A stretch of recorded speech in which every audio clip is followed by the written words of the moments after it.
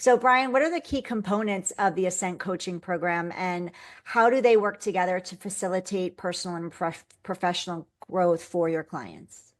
Great question, Heidi. So one of the things that I looked at as I really started to get into this and some of the feedback that I was getting was people were getting stuck in these cycles. They knew they needed to change. They needed to make something happen differently in their lives, but they kept wash, rinse, repeat and not really making progress. So looking at from a coaching standpoint, I'm going to say two main silos or approaches you can take.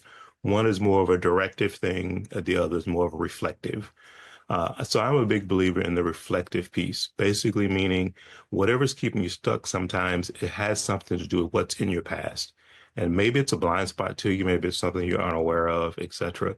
So my goal is to initially help them identify those things first. So more of a reflective type style of coaching is where I focus on.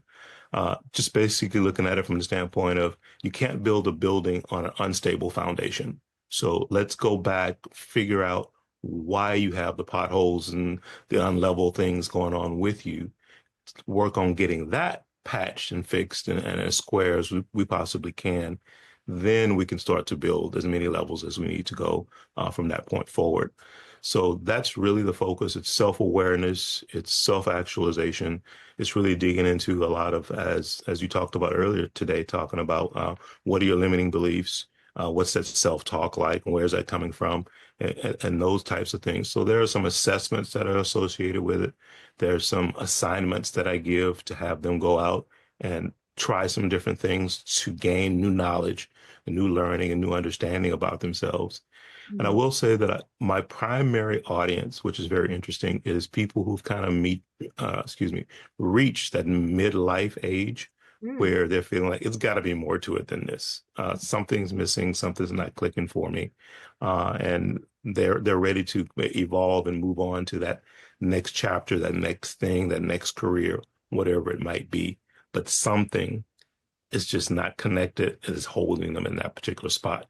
And that's what I want to help them figure out so that they can grow to be their best possible self. Perfect. That was going to be my next question. Who, if for those of our listeners going, oh, I think this might be me. Who are those people that are going to best benefit? So thank you for sharing that with us.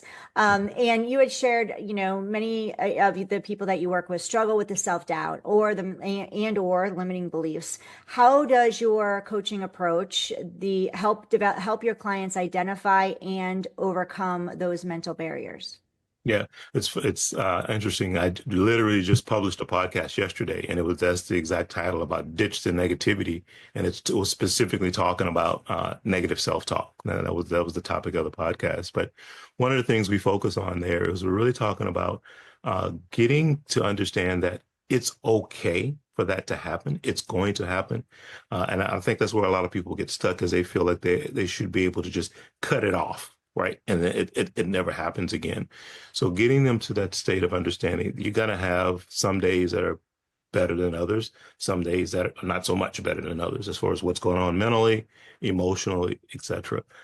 Acknowledging that, working and living your way through that, I think is the important pieces, because that gives you a better understanding of yourself, and usually a better understanding of maybe what the triggers are that are causing some of these different things as you go through it.